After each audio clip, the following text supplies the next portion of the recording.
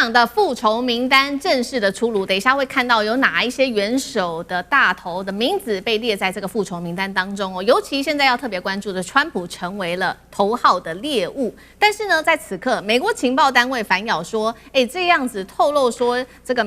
伊朗的復仇名單的是以色列在設局的嗎？今天就這些議題，我們會一起來做關心。好，我們現在看到呢，美伊衝突除了我們剛剛特別看到的飛彈互射之外，也正式的升級成另外一場斩首戰、心理戰、代理人戰，全面開打。我們要看到現在呢，伊朗的最高領袖哈米尼先前不是遭到了這個美以之間的联手空襲之後，現在呢，最新的伊朗目前最高領袖，他是穆吉塔巴也公開的放話了，他說接下來我們針對美國跟以色列絕對會是血債血還，復仇是我們的民族的意願，必然得執行。而且他特別提到的是說呢，現在呢已經列出了一系列要復仇的名單，他還說呢，只要等一下看到這個名字出現在這個清單上面的罪犯，將會帶着無法安詳死在床上，遺憾走進墳墓當中，聽起來非常可怕。那伊朗他列出的13人是說他們要打擊的目標有誰呢？我們現在看到這些大頭有很多都是我們認識的人哦。好，這當中我們來看到包括了美國總統川普，還有盧比歐、赫格塞斯，好，以美國為首的，再來還包括了英國首相施凱爾、法國總統馬克宏、德國總理梅爾茨、意大利總理等人。川普還不甘示弱的繼續表態說呢，如果說伊朗敢暗殺他自己的話，美國將會展開史無前例的一場大報復哦，甚至還說呢，已經準備好了千枚的飛彈，瞄準伊朗，必要時1年內就可以把伊朗內所有境內的目標，他們的鎖定的目標都給打爛，都給摧毀。但是問題來了，川普真的，我們來研究一下法律，真的有辦法這麼做嗎？因為依照美國的憲法第25條修正案，還有總統繼任法，也就是說，如果說總統一旦在美國被殺害的話，接下來的權力也就是會由川普直接交給副總統范斯。但是呢，他要不要繼續打伊朗這個問題，其實是由新任的政府，也就是范斯可以自己來做決定的。好，今天節目一開始特別請教委員怎麼看了這個哈米尼遭到美軍斬首之後，伊朗立刻公布了我們剛剛看到13個要獵殺的名單哦，這是準備要展開斬首報復，還是伊朗只是嚇美國？這是一場心理戰呢？現在是連川普自己都擔心自己可能被斬首了，委員怎麼看？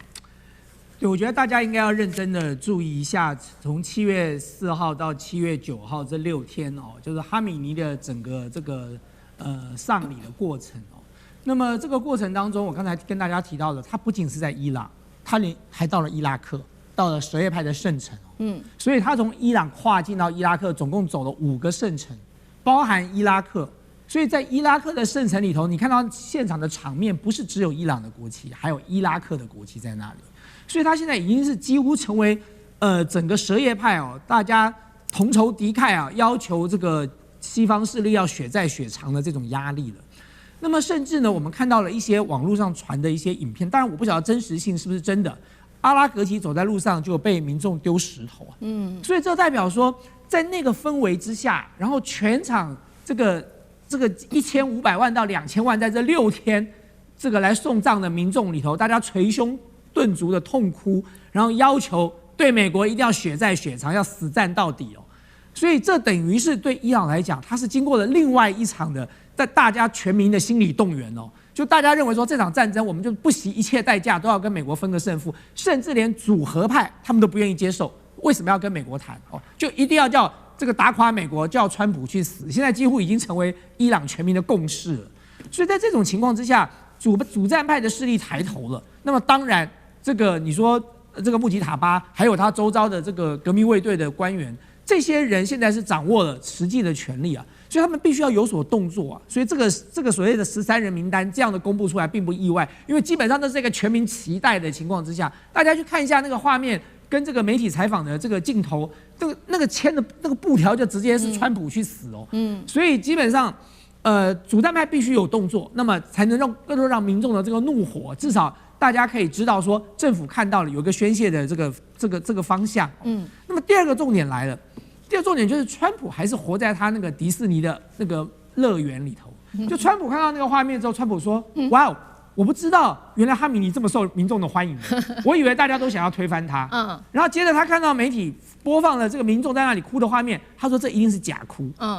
川普連到現在這種話都還講得出來，你就知道川普是活在一個什麼樣的平行時空裡頭。他永遠是在那個自我陶醉、自我催眠的世界裡頭。但是關鍵問題來了，今天他列了這13個人的名單裡頭你說他會不會真的執行我不知道，那也許有可能。可是在現階段也許這13個人的名單裡頭，可能他自己還要列出一個優先順序就比如說他把歐洲的這個國家領袖都放進去了。其實歐洲的國家領袖並非全部都支持美國去打伊朗的他們也並不見得每一個國家都有把基地借給美國。但是有幾個人是當然要排名要排前面，比如說美國的那幾個人裡頭，赫格塞斯至少要排在這個盧比歐前面，因為盧比歐本來就在白宮開會的時候就已經不買單了，他已經覺得這個納坦雅胡是來鬼扯的。對，所以呢，納坦雅胡才是導致這場戰爭最重要的這個起始者跟主導人嘛。那麼第三個就是說，川普講說，如果他被暗殺了，這個美軍就會開戰了。就像剛才思敏告訴大家的，美國是有憲法的，美國有法律的，美國有相關的制度他如果被暗殺了，那麼就是 J.D. Vance 去當了總統。那至於要不要打，那就要看 J.D. Vance 跟其他的这個國會議員要做出什麼樣的決定了。所以你說川普自己把自己想成了 king 想成國王，說他一旦被暗殺了，不囉嗦，全美1000枚飛彈就要把它射出去了，就跟這個伊朗拼個不死不休了。川普的想法太天真也太不切實際了。但是我要強調的問題是，為什麼我不認為伊朗在現階段一定會動手大家看看，原本哈米尼在伊朗他是毀譽參半的，他不是這個科梅尼哈米尼在執政的這段時間，其實還是有很多批評的聲浪的，包含當時他強力的鎮壓那個抗議的行動，然後導致了很多那個年輕人死亡，這些東西都是有相關的一些這個內部的不滿的情緒的。可是當美國斬首了哈米尼之後呢，哈米尼變烈士了。現在哈米尼在伊朗已經是全民一致認為他就是為了這個宗教、為了國家犧牲的烈士了。過去的那些紛紛擾擾，通通都已經傳過水無痕了。所以是誰把伊朗團結成鐵板一塊的？是美國跟以色列的斬首把伊朗變成鐵板一塊的。所以我相信穆吉塔巴並不笨，在這個時刻呢，他們如果去動美國的官員或美國的總統，你只是會讓美軍參戰更成為理所當然之事。我剛才在上一題已經提過了，美國民眾現在普遍不想打伊朗這場戰爭，所以呢，只要持續維持這樣的一個氛圍存在的話，對川普來講，他就是一個進退兩難的局面啊。对，好，所以我们看到盧委員幫我們看到這個美國的民眾確實現在是完全不想要打這一場仗。其實呢，川普順應民意，他也其實不想要打這一場仗。那現在看起來最想打這場仗的人還是以色列總理納坦雅胡。所以呢，現在來自於 CNN 有一個最新披露的消息，他說：“我們剛剛不是談了嗎？伊朗要暗殺川普，他們說呢，這個不是美國自己情報單位得到的消息，是他們認為是以色列刻意釋放的消息，為的就是納坦雅胡他要阻止川普對伊朗讓步，同時間呢，納坦雅胡希望延續自己的政治生命，因為呢，現在有2個民調，其實都對納坦雅胡相當的不利。第一個是以色列內部的民調，90%民眾認為伊朗才是目前戰爭的最大贏家，這個是自己內部的民調。那納坦雅胡的支持率從40%跌到了剩下29%。第2個民調是有關於美國對以色列的一個民調。他們說呢，民主黨支持以色列的比例已經從2018年當時的高點達到60%，現在掉到只剩下2%了。另外一件發生的事情更扯了，就是民主黨的眾議員羅康納日前他赴約到約旦河西岸考察，結果呢，沒有想到在這半路上遭到以色列的屯墾者持 N4步槍包圍，而且挾持時間超過1個小時，重挫了以色列的形象。有關於以色列目前他的想法到底是什麼？這個暗殺行動是不是以色列故意釋放出來的？還有就是這一場挾持行動，怎麼看以色列到底在做什麼？楊老師，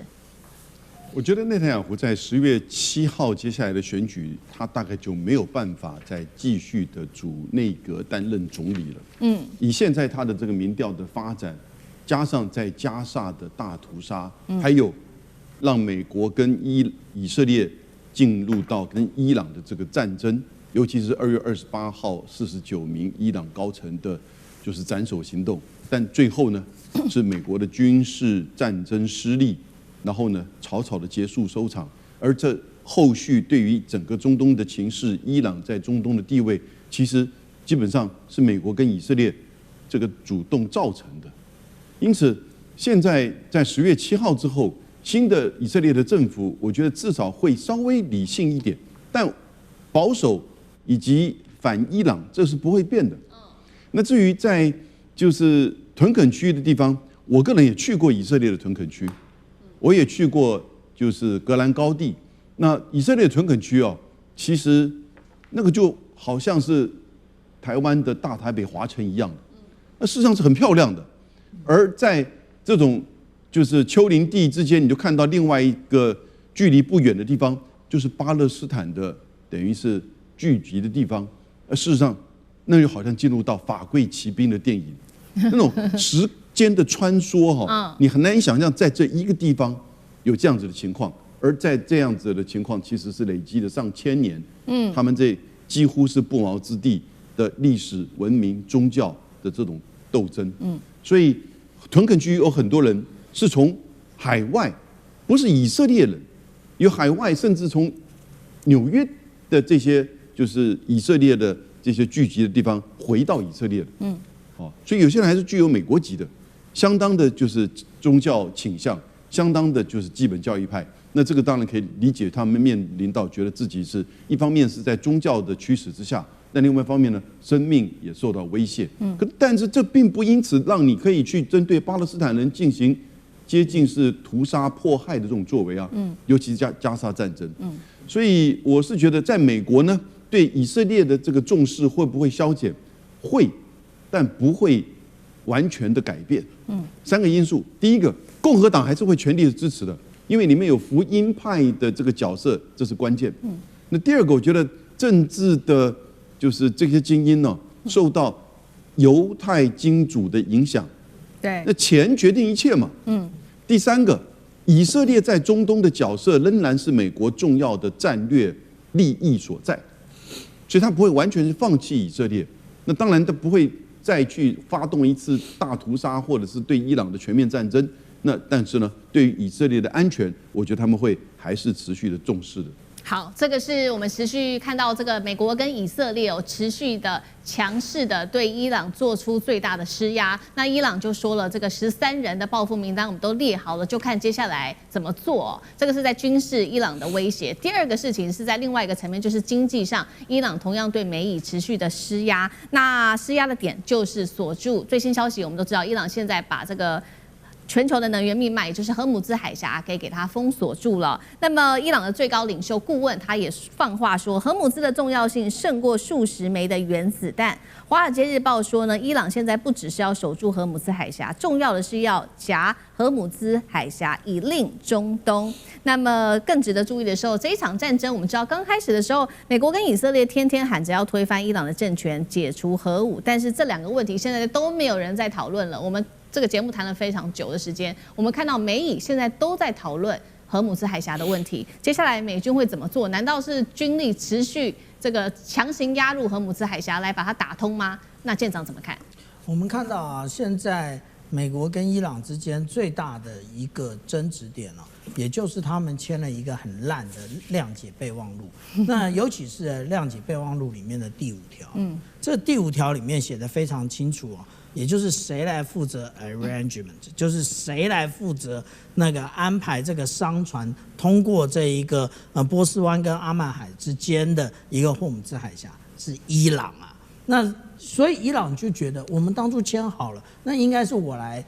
調派啊。那為什麼他要來調派？因為其實他後面是有一個伏筆的，也就是未來呢，他可能跟這個美國一起，或者是跟阿曼一起，在霍姆茲海峽進行收費，所以他要這樣要求。但是現在美國全面開放的說法，也就是讓他沒有這樣的正當性。不過我們剛剛從這個主持人這裡我們知道，現在已經全面的緊縮有關於霍姆茲海峽的通行的部分了。其實當初我們看到每天大概有140艘的這個各式的無論是乾貨船啊，或者是我們講郵輪，郵輪是藍色的部分啊，在通過霍姆茲海峽。可是如果我們現在看到的話，我們就會發現最近一次的統計只有11艘，那只有11艘可以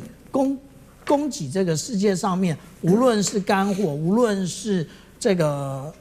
氦氣，無論是這一個磷酸銨這些肥料的供給嘛，事實上是有問題的。那現在我們講到說，有關於美國是不是未來會打通這個霍姆茲海峽，美國心裡要先克服一個恐懼啊，這霍姆茲海峽到底有沒有水雷啊？那之前呢，我們就講過一次，也就這麼一次，在霍姆茲海峽的這一個位置，靠近阿曼的這個位置，實際上是發現過一枚水雷，但也就這一枚水雷。但是現在大家都講說，你要先去掃雷啊，說有80枚的這個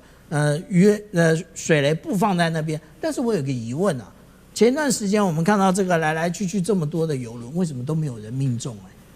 這不是一件很奇怪的事嗎？所以這到底是一個實際上的水雷戰，還是一場心理戰？我們大家要想一想啊。那但是呢，對於伊朗來講，伊朗以前是這麼說的啊，也就是說呢，霍姆茲海峽。這是一個廣告啊，他們直接放在大樓的外牆上面，叫做那個霍姆茲海峽永遠掌握在伊朗的手中，川普什麼都做不了。他現在更進一步的講啊，也就是說呢，你川普在講什麼，其實都是很無聊的。那你所以呢，他這裡又意味着是這個封鎖的就是伊朗。那實際上呢，川普本身就是一個崩潰邊緣了。那但是我們來看美軍的話，如果我們來看美軍最新的一個動態的話，其實他雖然把這個迪利波里號換走了，但是他有就位了這個全獅號的遠征打擊群，意思也就是川普本身對於這是不是要攻擊這個霍姆茲海峽，他還是保有一定的一個能力的。好，謝謝艦長。那我們休息一下，馬上回來。觀眾朋友們，我們要開會員頻道啦！因應呢美中、中東還有印太的亂局，你看到的是新聞，我們看到的是背後誰在操控這個世界。加入會員可以取得獨家視角的通行證，你將優先取得更深的觀點判讀，包括了核心真相分析、歷史脈絡拆解、局勢推演邏輯。同時解鎖會員勳章、優先互動權、問題解析、幕後花絮，支持我們制作高品質的影片。點擊下方的加入鍵，一起成為戰友吧！我們會員頻道見。